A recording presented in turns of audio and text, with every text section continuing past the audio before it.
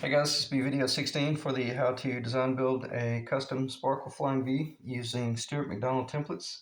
And I'm going to try to keep this video extremely short because it's already about 9:30 at night and I know it's not going to upload until like 1 o'clock in the morning. So on that note, let me dive right in and just do a bit of a progress report. Todd, I appreciate you bidding on the guitar and winning it. So this video is primarily going to be for you, but I think also because I did do the series to show people how to build this guitar, I do need to make certain that I reel myself in and think about like the last video, the state the guitar was in, and if you were at that state, what would be the next thing that you would do if you had elected to go ahead and do the hard tell piece, uh, or either you're going to do, the B5 Bigsby and all that stuff. So I think this will end up being a really good video because that's exactly the route this client decided to go. And the hardtail, he's going to go with a hardtail. But if he ever elected, he could change over to a B5 or a B7 Bigsby in the future. Progress report would be I got the electro socket jack in, and I did get all of the frets installed. They are roughly leveled. No, actually, no, they're not. There's one or two that's high, but for the most part, they went in exceptionally well. And I'll do a bit of a flyby in a minute. But then obviously really came in and repositioned the bridge to make certain that that all of the stud work that was done was perfectly true, so you won't have any hang-ups when you're adjusting it. And also I triple checked the scale at 628.45 millimeter, which is 24 3/4 of an inch. So my intonation should be excellent once I string it up. However, it's the weirdest thing. Sometimes getting the intonation is not the easiest thing, but for certain, this bridge is on an angle, and I'm not going to start talking about that, but it is on an angle just because of the needs of intonating the bass strings. They need to be a little bit longer than the treble strings. So what will we talk about first? The fret. As far as the frets, I'm just going to do a real initial. I'll just do a general flyby and let you see it. Haven't done anything to the headstock, at all. So there's no sense in talking about that. But the initial, I don't know. This is actually pretty much close to the finish line. As far as the bevel, is really sweet. So it turned out really well. Got everything beveled and ready to finish out. So I don't know. I have no idea what that's looking like on the camera. And again, I don't want this to turn into a 30-minute video. I just want to rock it through this. When I was doing the shape work and blending, I had completely forgotten that my fretboard was still 1 in 23/32. So I had to take that down to 1 and 11/16. And then that was actually kind of cool though, because it gave me the opportunity to do a real sweet rollover, like the jazz profile. So, and it's amazing what 1/32 of an inch will do. It just feels so incredible. So, sweet little guitar. It feels very much feels like the 60s. She's not fat at all. Definitely, it's not even medium fat, chunky. So, anyway, get a little emotional there, but I'm very happy with how it's turning out. Haven't done any round over on this side. I don't think it's going to need it. I did do round over from all this lacquer work was already done, but I did do round over right there. Bringing the fretboard in. So anyway, I'll stop talking about that. But basically, what you're looking at right there, that's like a jazz neck. They come up and they kind of roll in a little bit more, or probably like the L5 as well. I think the L5 rolls in a little bit more like that, and you can get away with that when you don't have binding. Because if you do have binding, you have to be real careful about rolling in. Your binding will get paper thin up on the top, or worse, the binding will get paper thin on the bottom. And it has happened to me before where I was doing this beautiful round over, and sure enough, the binding just started being erased, and it created kind of a bit of a area right there. I had to remove the binding. That was a long time ago, and redo it, and that was a hard lesson to learn, but because the guitar was very close to finished. So proceed with caution with your binding and all that type stuff. So let's say you're going to build a guitar and you're going to put a ABR1 bridge on it. You're going to do a tailpiece. Show you a little bit of a trick here. You use these studs, obviously, as I was talking about, that you could, if you need to get that bridge out of your way, well, then you just crank them up, and then you can run a straight edge or a string or a fishing line or something like that to verify like string path, PATH, because see, you have to be very aware of what's going on with your string trapezoidal path along this trapezoidal path, and so that your strings don't slip off the fretboard.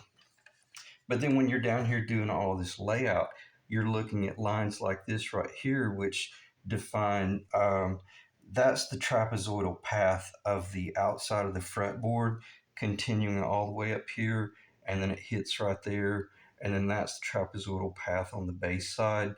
And then I'll start verifying the centers and just making certain that nothing got off. And then here are string path variations. In other words, that would be like the high E string, and then that would be like the low E string, and there's your trapezoidal paths right there. And then you're working off center lines and just verifying that you're keeping it true to the flying V. And then at that point, I always mount this first. See if I get that to fall. Sometimes they hang up a little bit when they're real high.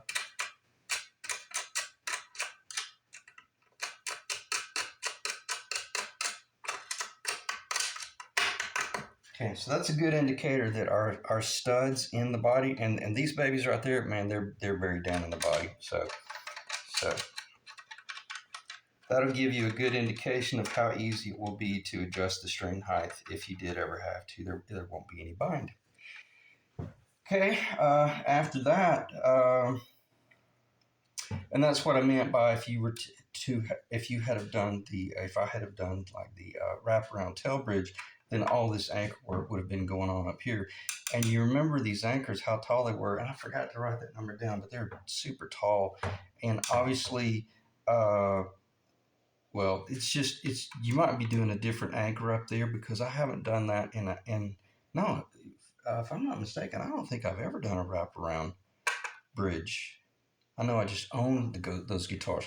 So getting back on point, I don't know if these anchors here would be the appropriate anchor to use for the wraparound. So proceed with caution if you're watching me, because I may say something making an assumption. I may be wrong. But nonetheless, the next thing is just this. You're just working off a center line when you're working with these points. You have to be very careful, because obviously this was on a pitch, but you got to make certain that this back here, is perpendicular to the actual center line. So let's do a little bit of well, I'll go ahead and knock this out, and then we can start doing some mock-up on the front.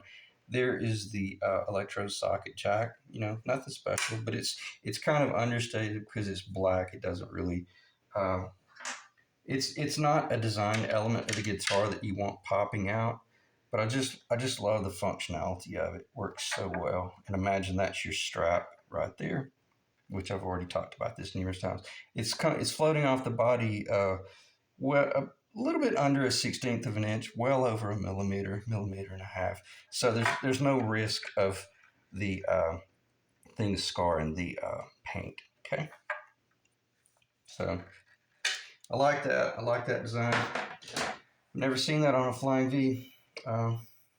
Which I've already clarified.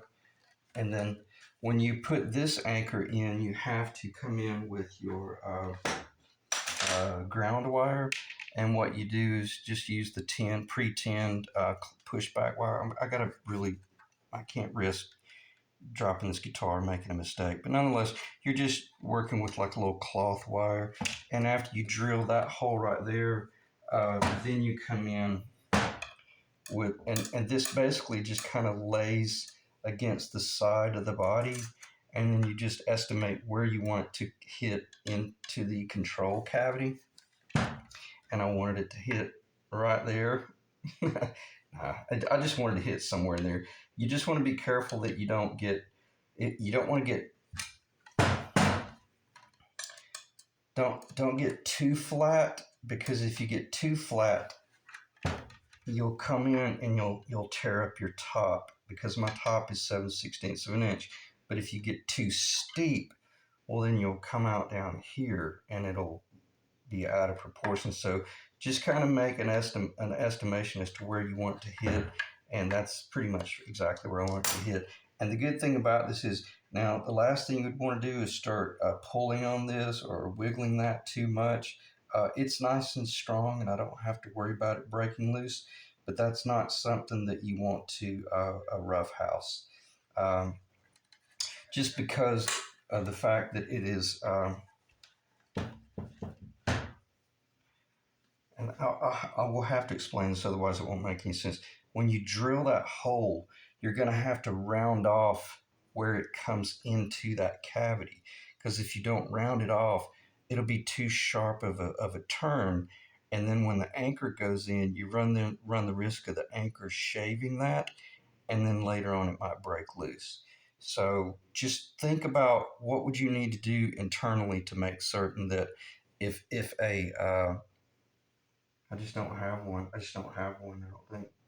If you have, if let's say this is the anchor going down, you just got to make certain that that anchor is not going to shear, is the word I'm looking for. You want to make certain that it doesn't shear it off. Okay. So, and by having, what I do is I expose about 3/4 of an inch of that. And as that anchor is going in, I've got my hand on this down here, because what I want to feel this little ground wire begin to pull in. And what that does, if this ground wire doesn't move as your anchor is going down, uh, you're running the risk of shearing it off. But if you feel the ground wire begin to be fed out of its cavity, then that lets you know that the anchor is actually pushing it down in there, and it's grounding out really well, and it's not under any stress. I shouldn't have even brought that up, because that's one of those things that you really need to show it as you're doing it for it to make sense. But just just think about what I just mentioned there, and hopefully it'll help you not make a mistake. Okay, let me get back on point here. Um, I didn't talk about this wire, but nonetheless, this could be, you could feed. I think you can. Yeah, see that right there? You could feed another wire over there and turn that into a tip ring sleeve, a TRS, or a dual mono or stereo output jack. So you could run your ground on the outside, your lead in the center, and then you have additional room there to run another lead wire for the other channel, or like the dual mono, like channel 1, channel 2. So put a lot of thought into these things, because, but nonetheless, when this ground wire comes in here, it'll probably get cut off probably about right here. But uh,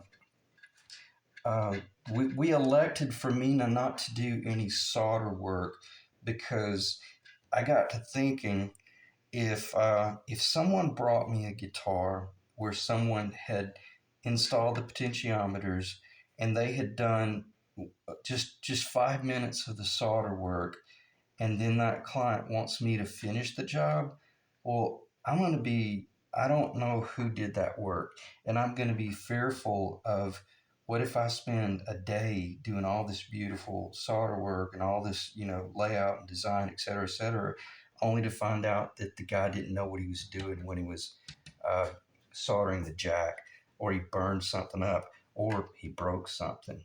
and it's in here, it's internally, and now the client is coming to me going, the thing, it's not working. And so I say all that to say this: we elected to not do any solder work, and that will allow his tech to do all the finish work. Because as I had mentioned in the listing as well as in the video series, I didn't really want to finish this guitar. I just wanted to get it out of the shop so I could move to my other guitars.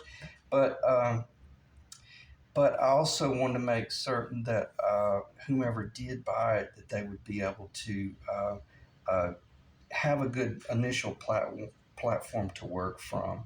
And neither here nor there, I think it'll work out really well, because this way now they've just got a CTS, I'm sorry, a switchcraft three-way there, and the potentiometers that they can do with whatever they want. Oh, I know what I was going to say, and almost I lost my train of thought. But whatever pickups the client elects to go with, and whatever target tone it is that they want, or sound, or you name, you pick your poison there, as I say.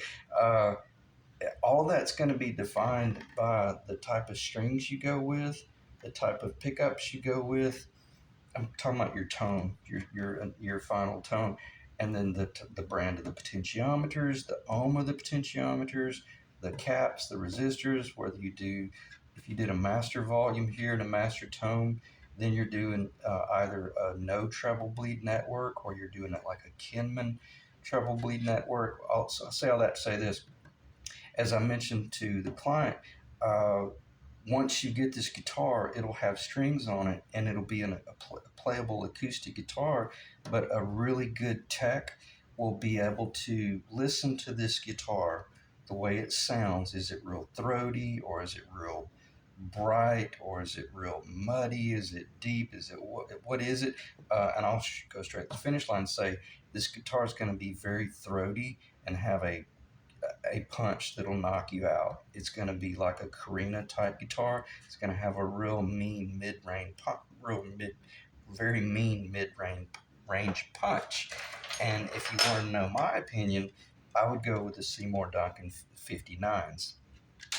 If you got a Marshall 412, and you want some Aural Bliss, put a JB in the bridge. See, that's my favorite setup, is the JB in the bridge, and then the 59 in the neck. But it's not my guitar.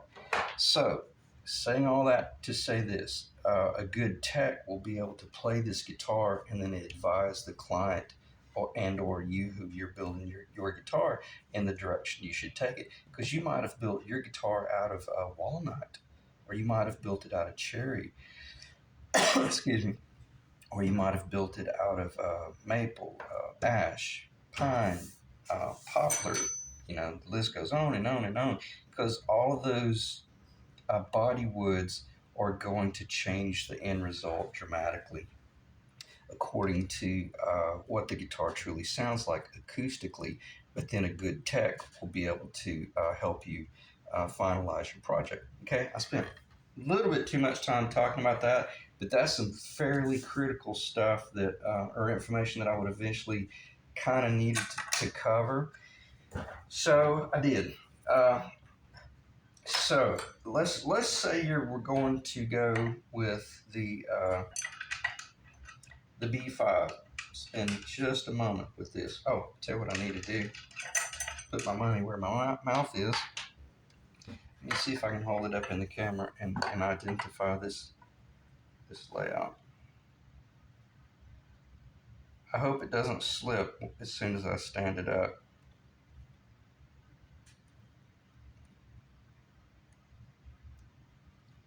I don't know. It did. I knew it would. Darn it. Anyway, it's perfect as far as the centering for the Vibramate. And when I'm talking about the centering, the center from here to the center there, to do the B5. And when you order your B5, you're going to get 4 machine screws here, and one will be for your SAE threads, the Imperial, and the other set will be for metric, if you have like metric anchors. And I got to tell you, I was very impressed with the Tone Ninja anchors. Uh, uh, I think I did clarify they are solid steel, and I'm not going to torque this too much because I don't want to run the risk of possibly leaving any indentions. But excuse me. But that's how quickly you can install a B5 Bigsby on your Les Paul, on your SG, on your Explorer, any guitar you got that's a hard or a flat top that has the hardtail configuration tailpiece, you'd be able to put the Vibramate on there and convert to a Bigsby just rocket fast. And I knew I'd forget to do this, but when I had it torqued up just then, by making certain that if you flush the anchors, if you do a really good job flushing these anchors, this thing will pull down very, very nice and flat. Now you might want to get some more felt and put some felt over here on these two corners right here to go against the body.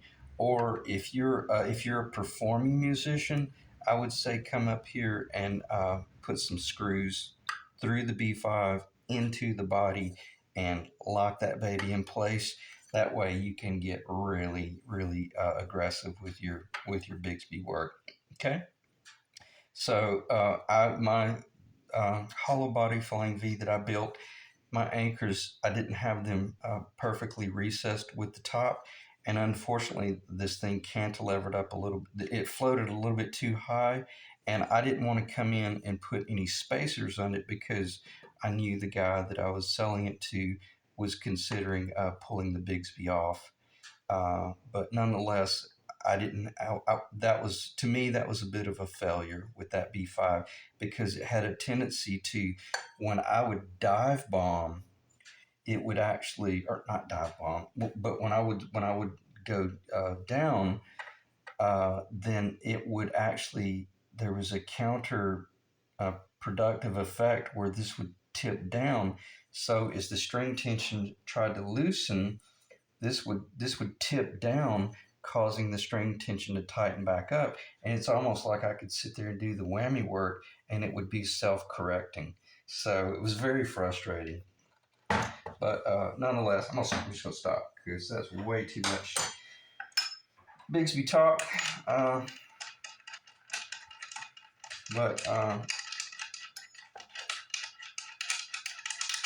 when you're doing your guitar, just think along those lines. I knew I would do that. I apologize.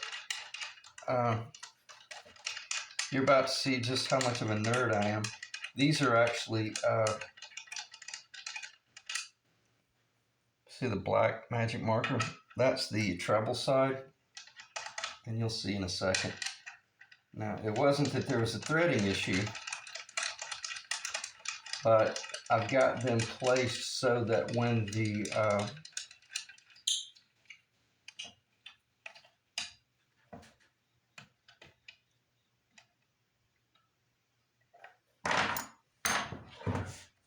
when I'm basically right on the bottom, they're both pretty much horizontal. That way, if you're wanting to adjust this up, you can read those. You can read the flathead slot, and that's a quarter turn. That's a quarter turn. That's three. I'm sorry, that would be a half a turn. So that's a half a turn. That's a half a turn. That's a 3/4 turn. That's a 3/4 turn. That way, you guarantee that your tailpiece comes out perfectly true and level, and also that you don't have it, looking like that right there, or something weird or funky. That kind of stuff bothers me for some reason until I get to playing the guitar and I forget about it. But when you're building it, you make sure that you bottom these out, and when you drive the anchors down, they were directional, in other words. Or they were they were like directional / location specific. Okay, so bottomed out. She's just that. It's bottomed out, and then if you elected to, seems like I bring them up about one full turn, and then yeah, that looks fairly good. Okay, so probably no sense in spending much more time talking about the guitar, and the last thing I'm gonna do is scratch it. Let me just do a little bit of a flyby. These are a little bit forgiving. They do have a little bit of leadway, so if you got off on that a little bit, you would be okay. But the Bigsby, the Vibramate is a different story. You want that to be very precise when you're doing that work. Okay, so I would say let me look at my list, but I have no list. So I'm just shooting from the hip. And I probably spent a little bit too much time talking about a couple of those things. Wow, 26 minutes. Yeah, let me think about how I can end this video, but it still be beneficial for those of you guys who are actually building your own guitar. You're just working off a center line, and you're just going from there. But let's say you got off of the center line a little bit. Then, if that were the case, then I would recommend that you trust your trapezoidal path. Put your tape up here, and then put a nice straight edge down both sides of the fretboard, and draw those lines, and then look at their relationship in relation to the center line. Now, you should have already done this when you were building the guitar or gluing the fretboard down, but if you got off a little bit, there's absolutely nothing wrong with moving this bridge either down a little bit or up a little bit, and there's nothing wrong with moving this tailpiece up or down. The same thing, and it's really interesting that I watched a video. This is a very recent video, and I'm not going to call any names, but it was a major manufacturer that we're all familiar with, and they were like, yeah, now we really don't even do any of this top machining until our fretboard is on. And it was really cool because I was reading between the lines that they realized that by not doing this center line machine work first, it assured that they didn't run the risk of having to remove something and then refit it by hand. If they just build the husk first and then do their I just can't seem to stop talking for some reason. But if they build their husk first, it's still very, very close to the center line, probably within a 64th of an inch. But then based on the center line of that neck, it's just the trapezoidal path turned into this finding its center line. Then they machine all this based on the location of that right there. And they know that as players, man, I had an old, it was a mid 60s Gretsch. It was like a 64. It was funny. The bridge, obviously they floated, but someone had reset that neck apparently. But the B6 Bixby that was on it, the thing was, I think it was about an eighth of an inch up like that, and the whole guitar was like running on a weird angle. It was the craziest thing, but it worked. It played great. It sounded good and was leaning up against the wall. You didn't see it, but when I put the measuring equipment on it, sure enough, it was funky. And the way I found it is the tail of the Bigsby that was hanging over the tail of the guitar was way off. Well, not way up. It was about an eighth of an inch. I think it was on the bass side. Because those tails have a bit of a point on them, and that point was up. So if you looked at it from the tail end, you definitely could see that something funky was going on with the Bigsby. So, all right, control cavity. I think there's like 50 coats of that. I'm still applying coats there. It takes forever to get these coats to build up, but it's very close. And I still haven't even started spraying it yet. I've just been, I'll do a coat with a brush, lay it over and let it dry for the night while I'm working on other stuff. But it's probably got about 7 or 8 coats right now applied with a brush. And then once I start doing the spraying, it'll build really fast. So I'm going to end the video right there. But the cool thing about everything that I've just gone through, I have not once opened up this packet and affected the finished bridge, even though this is the finished tail. But no scratches, no scuffs, no ding marks or anything like that. Just a whole bunch of fingerprints. But if you can, it's awesome if you can like buy parts to build your guitar with, and then especially if you want it to be really really shiny and snappy, then at the end pull these bolts out and replace it with the new stuff, and then fit it all together, and you're guaranteed that you don't end up with a scuffed up job. So I will look at the table and see if there's anything I need to talk about. I don't think so, other than when I drilled all of these locations right here, I was on my drill press and using bits like that, and with little pieces of tape on there that guaranteed that I didn't go too deep and stuff like that, because you have to be careful. Those anchors were almost they were fine, but I would have been fine if I had have gone with the short anchor in this guitar. But it does have the large anchors, and the cool thing about those anchors, they are epoxied in as well. And I don't see why anybody would ever want to remove those. But if you did have to remove them, just put a 25-watt soldering iron on it, and they'll turn loose. And then most of you guys would know that you would come in with a block of wood like that, maybe have your work stud, and then use your claw hammer to just wedge that up. I don't know if I've got. Yeah, I do have a hammer over here. If you had to move that, even though it's got the epoxy in it, I'm not going to do it because it's drying. But nonetheless, it'd be real simple to just lift that up a little bit, and then take that thread down, lift it up a little bit more, take that thread down, and then or the stud down, lift it up, and then bottom up. And by that time, now your anchor is coming out of the body. And once the anchor starts moving, it's probably just going to go zip. But you wouldn't want to, start going up high like that, because you run the risk of damaging over here. But just little simple things like that will help you do your job. Let's see if I can get that level.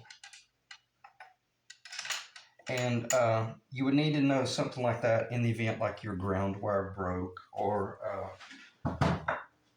and it would keep you from losing your cool as well, knowing that hey, it's all good. And that's another thing I like about the 24-hour epoxy. If I did have an issue, well, I've got a good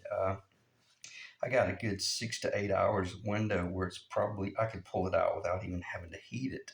Okay, so that should be it. Appreciate you guys checking in, and I will. I'm trying to think about what the next video would be. Most likely, the next video will be when this guitar has strings on it, and then I might talk about some of the trickery there, making certain that you keep things aligned and stuff like that. But because these tuners will be going on here. Okay, so I appreciate you guys dropping in, and I'll see you in the next video.